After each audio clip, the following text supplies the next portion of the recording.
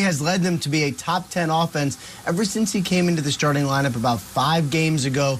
He's dealing with a calf strain. Now, they took x-rays after the game. They were negative. He's been walking around the facility. At least was walking around on Monday. Didn't seem to be in a ton of pain. And the fact that he was just able to do that without really limping is a good sign toward his availability to Sunday. I wouldn't be surprised if he's either very limited or doesn't practice today.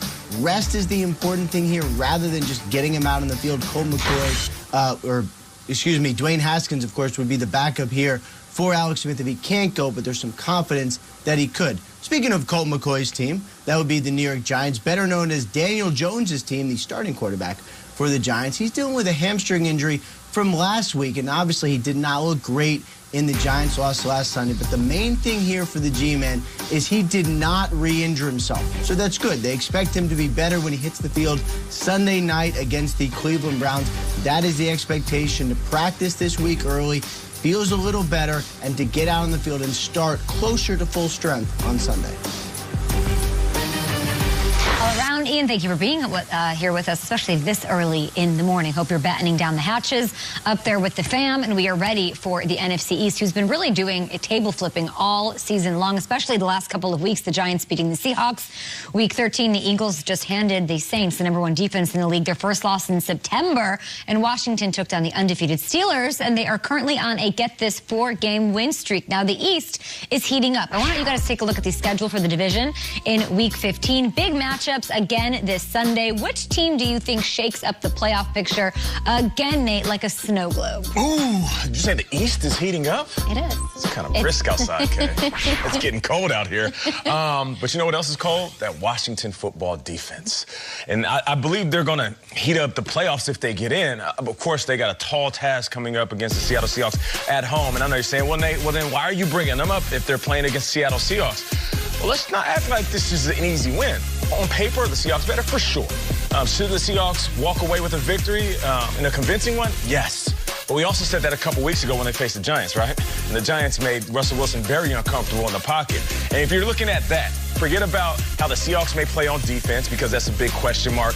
If a team can make Russell Wilson uncomfortable in the pocket and do some uncharacteristic things, he'll turn the ball over. And then you have a great chance of keeping their score low and winning just like the Giants did. So for me, it's the Washington football team, because their defense and that D-line, they're so ferocious. I've never been more riveted by a rep sheet report, and that's saying a lot in 4 years, because I think him talking about Alex Smith, he's talking about a home playoff game or not. I really do. I think it matters that much. I think if Alex Smith plays this weekend, plays the rest of the way, Washington is winning the East. I really do. That's not a flip the table. That's a continue to set the table. Like, this is the perfect mission for Alex Smith. He's waited his whole life for this. And I mean this flatteringly. Old, boring Alex Smith is the perfect guy for this job. Do you know Washington right now is asking him to make like 3 throws a game, maybe 4? Just keep us in it. He's never thrown for 1 touchdown. He's 4-1 as a starter, more than 1 touchdown. It's a perfect combination. Nate, the defense is great. Yeah. We've hyped them like crazy. If Alex Smith plays, I love it. Now, if Dwayne Haskins plays, I don't know. All bets are off as far as I'm concerned. The last thing I want from Haskins is Jamal Adams running in his face or in his backside. Like, I don't want that pressure right now based on what I've seen from Haskins. But I can't think of someone better than old, boring, confident, tested Alex Smith to stand in against it. I really think it's Washington's to lose. Maybe something wild happens with one of these other teams, but I think Washington's going to win this weekend if Alex Smith plays. I do. This show's amazing. Our league is amazing, because a week ago today, we were all on this table raving about the Giants. Yeah. Giants just beat Seattle. Look at Nico Lalos and, oh my God, Lalos. They had it going on. And Trey Crowder. Have you ever, I don't even know if there's a band or a show or a team or a bandwagon that emptied out quicker than the New York Giants bandwagon over the last 4 days. It is like, everyone, get off that bus! Get off that bus! It was like Hoobastank. Once they did the reason. They did the reason, and then it's see you later. Fled, right? I mean, that guy with the cranberry juice. And it's over. He's off too? Everyone's off. Peter, True Detective season 2 and 3. Yeah. Okay, no one wanted to see Taylor from Kitsch. I don't know if I'm feeling the same way, though. You're not? Daniel Jones was hurt. I know Joe Judge is going to say, well, you know, we thought he was healthy. He did not look like himself. And maybe they should have started Colt McCoy last week against the Cardinals. But I look at this Giants team, and they have something very, very good going for them over the final 3 weeks of the season. they're 2-0 against Washington. They've got the tiebreaker. So if they can find a way to get at least something going, they're home on Sunday night with Al and Chris hosting a Browns team that's playing on 5 days rest, coming in off an exhausting game where their defensive backfield had nothing. I would think that the Giants bring everything to the table this weekend.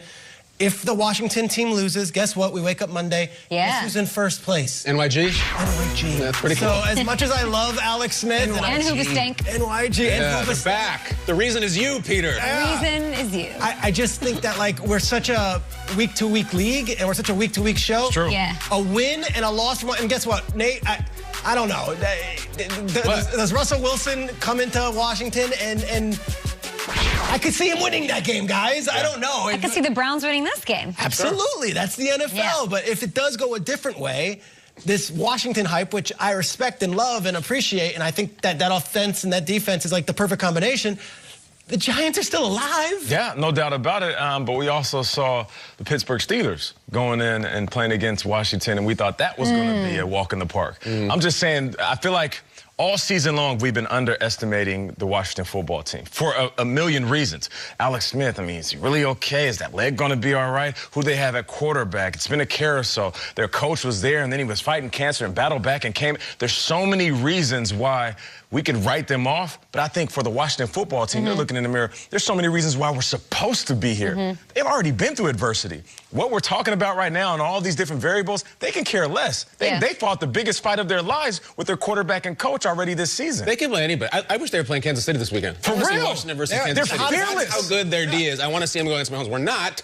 But they get Russ. Russell Wilson's a pretty good consolation prize. You're right. That's right. Guys, there are these tangible factors, right? Like this is going on, this injury, but there's something weird going on with the Eagles. And I feel like we have to bring them up here at the table if we're talking about it. You said, like, if maybe one of these other teams does something, if the Giants do fall to the Browns, if Washington does fall to Seattle, which I'm sure they'll be projected, both those games, to lose those games in the NFC East, if the Philly Eagles can somehow take down the Cardinals, it like knocks them out of the playoffs. They're like, let's not even talk about the NFC West side of things.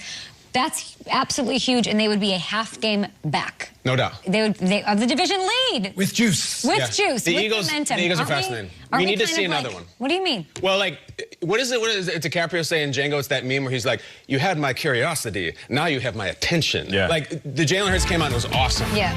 We've seen guys come out and be like, wow, he shook things up, and then just fall flat on their face. For sure. I got to see one more from Philadelphia. If they beat Arizona, then we have a party, and this not only at Washington's table. I got to see another one before I start. The truth of the matter is, we can say that, and then they can lose, and then next week we're here again. Yeah. Because You're right. we'll all lose. Like, that's what it looks like.